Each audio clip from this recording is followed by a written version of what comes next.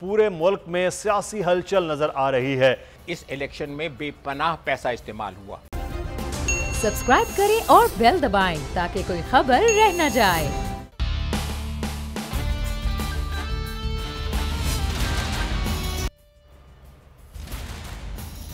अस्सलामुअलैकुम। Special report with Mudassar Iqbal के साथ हाजिर खिदमत है। नाज़रीन, KPK के बल्दियाती इंतखाबात के पहले मरहले के बाद पूरे मुल्क में सियासी हलचल नज़र आ रही है।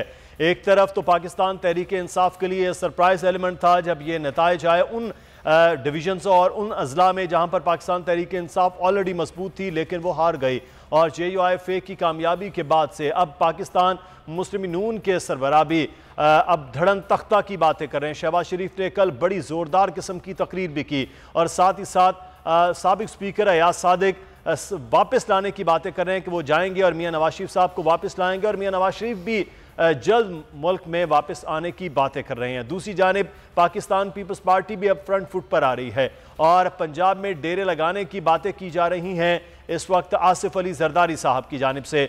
और कप्तान ने फिर से अब हिकमत अमली बनानी शुरू कर दी है दूसरे मरहले के लिए कि अब क्या किया जाए। और उसके लिए अब वज़ीर आला पंजाब, गवर्नर पंजाब, वज़ीर आला KPK और तमाम वज़रा के साथ पूरी एक कमेटी बना दी गई है कि पंजाब का बल्दियाती इलेक्शन जो हो सकता है कि मार्च में हो, उस बल्दियाती इलेक्शन को किस तरह से लड़ा जाएगा। और दूसरे मरहले में KPK में टिकटों की जो तकसीम है उसको खुद मॉनिटर किया जाएगा वज़ीर आज़म की जानिब से।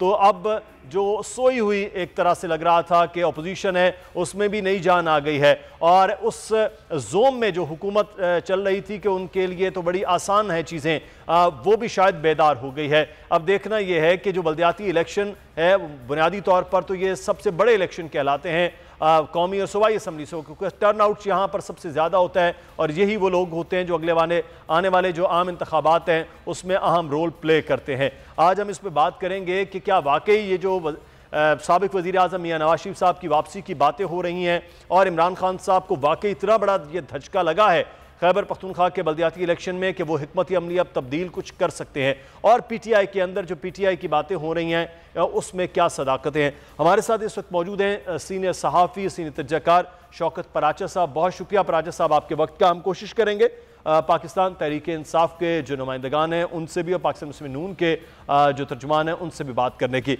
पराचा साहब, सरप्राइजिंग एलिमेंट था या नहीं कि वो अजला जिनमें पाकिस्तान तहरीक इंसाफ बड़ी मजबूत थी, 2 बार वहाँ से MPs MNAs भी जीते, दूसरा मरहला तो उन इलाकों का जहाँ पर ऑलरेडी पाकिस्तान मुस्लिम नून का बड़ा वोट बैंक है, तो ये जो हुआ पहले मरहले में और अब जो उज़र पेश किए जा रहे हैं जी कि महंगाई की भी वजह है और दूसरा ये है कि PTI के मद्दे मुकाबिल थी, तो आपको क्या लग रहा है कि बुनियादी क्या वजूहात हो सकती हैं इस इलेक्शन में PTI के हारने की? ये दोनों वजूहात हैं। नंबर 1, महंगाई इतनी ज्यादा है कि लोगों का जीना अजीरन हो चुका है और सबसे बड़ी वजह यही है। नंबर 2 रीजन अगर बोली जाए तो वो भी महंगाई है। महंगाई का कोई नेमोल बदल नहीं है PTI के पास। PTI जो मर्जी कहती रहे और इसीलिए जो लोग ग्राउंड पे थे, जो MPA थे या सूबाई मिनिस्टर से, बारी बारी उन्होंने कहा कि महंगाई की वजह से, क्यों वो इंटरेक्ट कर रहे थे लोगों से। बाकी ये जो बातें हैं ना कि वो PTI से लड़ रही थी, तो अपोजिशन से लड़ रही थी, कोई अलायंस तो नहीं था। ना PDM एज अलायंस बनी, ना पीपल्स पार्टी और ANP ने अपना अलायंस बनाया।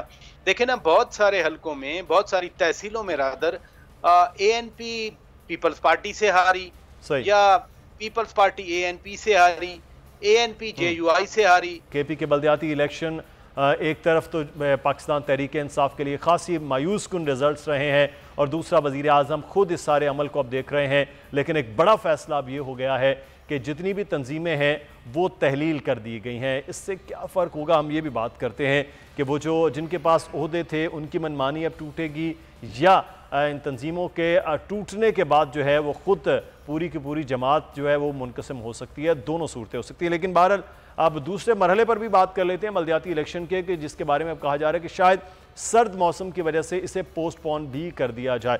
शौकत पराचा साहब भी हमारे साथ मौजूद हैं और साबिक सेक्रेटरी इलेक्शन कमीशन हमारे साथ मौजूद हैं अफजल खान साहब। अफजल खान साहब आपको भी बहुत शुक्रिया। खान साहब, ये अनाउंस हुआ पहले कि ये अगले मरहला अभी मिड ऑफ जनवरी होना है, अब कहा जा रहा है सख्त मौसम की वजह से शायद इसे पोस्टपोन कर दिया जाए? क्या ऐसा मुमकिन होता है कि पहले आप अनाउंस करें फिर उसको पोस्टपोन? और सख्त मौसम भी वजूहात हो सकती हैं कि इलेक्शन जो है उसको आगे किया जाए। ये भी अभी सर्द मौसम ही था जो पहला मरहला हुआ है। बात यह है कि इतना सर्द नहीं, अभी आपने देखना है दिसंबर का आखिरी और जनवरी में शदीद ठंड होती है, इसमें कोई शक नहीं है। और जो इलाके बकाया डिस्ट्रिक्ट हैं KPK के, वो मोस्टली पहाड़ी हैं, उसमें ये जितने भी आपका नार्दर्न एरिया आएगा और जो वो तमाम आएगा। तो दो चीज़ों से देखें आपने इस इंतखाबात में आपने देखा कि जो वोटर टर्नआउट था वो बहुत इम्प्रेसिव नहीं था। अभी अगले इंतखाबात में अगर मौसम की शिद्दत और भी इसमें शामिल हो जाए तो वो जो वोटर पार्टिसिपेशन है, इलेक्शन कमीशन का ये बिल्कुल इख्तियार है कि वो सिक्योरिटी रीजंस पे और हार्श वेदर, यानी वो तमाम चीज़ें जो वोटर्स को डिस्करेज करती हैं कि घर से निकलकर इलेक्शन पोलिंग स्टेशन तक जाएं, तो उसको मद्देनज़र रखते हुए उसके लिए वो इस्लाह का वो सोच सकती हैं और वो फुल्ली एम्पावर्ड हैं। और मेरे ख्याल में ये एक अच्छा अमल होगा कि इसको शदीद सर्दी के बजाय इसको बहार में कर दिया जाए। सही। अच्छा शौकत बराचा साहब, हम तो बात कर रहे थे महंगाई, आपने कहा पहला नंबर भी महंगाई है, दूसरा नंबर भी महंगाई है, लेकिन वज़ीर आज़म साहब ने तंजीमें तहलील कर दी हैं, यानी कि वो अपनी जमात में कहीं ना कहीं कुछ ना कुछ देख रहे हैं। उन्होंने कहा पंजाब की भी तंजीमें, वहाँ इलेक्शन होना है, और KPK की तंजीमें जिसके सेकंड मरहले का भी अब इलेक्शन है, तो इसका मतलब है कि कहीं ना कहीं अब अंदर तो कुछ ना कुछ पक रहा था, एक दूसरे के खिलाफ ही की तंजीमों को तहलील करना ही अब ठहरा।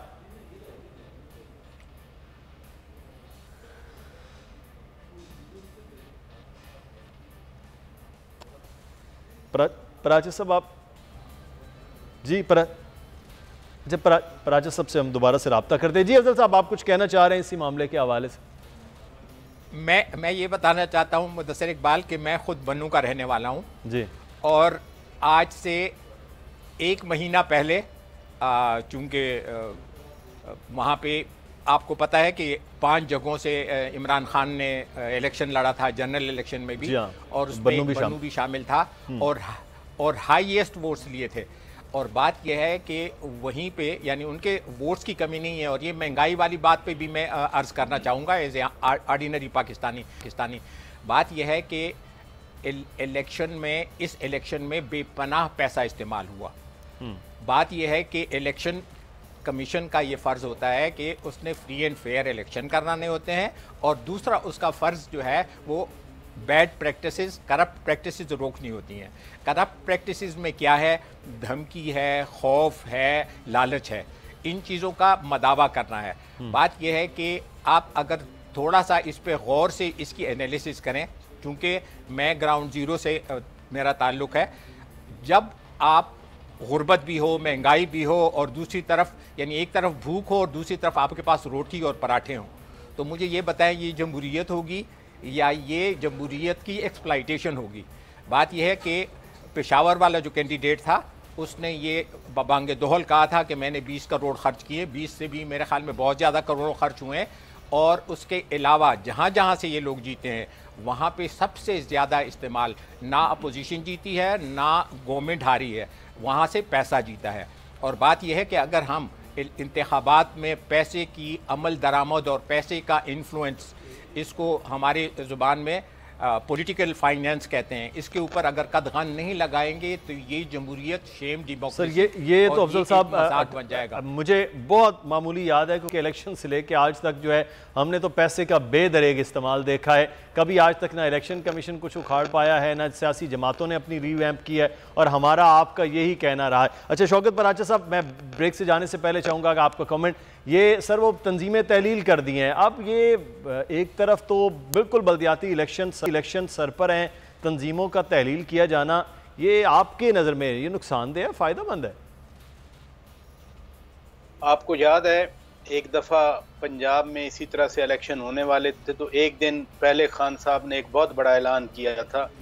वो चूंकि उनकी ज़ाती ज़िंदगी के बारे में है तो मैं वो तो नहीं कहूँगा कोई कमेंट, तो खान साहब ऐसे सरप्राइजेस देते रहते हैं मसलन। लेकिन ये नेचुरल भी है, जो मैं बात करना चाह रहा था, यही अगर एक सूबा जहाँ से अफजल खान साहब दुरुस्त फरमा रहे हैं कि वो ग्रॉस रूट जानते हैं उस चीज़ को। एक सूबा जहाँ से पीटीआई को पावर मिली, पीटीआई ने 5 साल सूबे में हुकूमत की और उस बुनियाद पर वो दावा करते हैं कि हमें मरकज़ में भी जगह मिली, तो अगर वहीं से वो हार रहे हैं तो फिर that's a point two ponder. और उनके सारे लोग जो सूबे वाले थे वो कह रहे थे कि महंगाई की वजह से आ रहे हैं। मरकज़ वाले जो पीटीआई के लीडर हैं वो कहते हैं कि ये लोग आपस की लड़ाई की वजह से आ रहे हैं। यानी जिम्मेदारी कोई नहीं लेना चाह रहा था। सूबाई क़यादत मरकज़ पे डाल रही थी कि जी आपकी में पॉलिसीज ऐसी थी, आपने IMF से एग्रीमेंट किया था, आपकी वजह से चीज़ें महंगी हुई तो हमें ये दिन देखना पड़ा। मरकज़ वाली क़यादत कह रही थी कि नहीं नहीं, आप चूंकि आपस में लड़ते रहे, जैसे खान साहब ने खुद मिसाल दी पेशावर के हवाले से, कोहाट में तो इनका अपना बंदा जो पहले सोचा जा रहा था कि शायद वो लड़ेगा लेकिन उसको टिकट नहीं मिला, किसी और को मिल गया। तो ये फैक्टर्स थे, लेकिन बहरहाल वोट तो लोगों का था ना। बिल्कुल, ये असल चीज़ तो लोगों का वोट डालना था ना, उस यही असल मामला है जिसके ऊपर फोकस होना चाहिए था। मेरा ख्याल है खान साहब को ये चीज़ समझ ज़रूर आ गई है। हमें यहाँ पर एक ब्रेक लेना है, बराचा साहब और खान साहब हमारे साथ ही हैं जी। हमें ब्रेक के बाद वापस आते हैं, फिर मज़ीद बात करते हैं अगले मरहलों में होने क्या जा रहा है।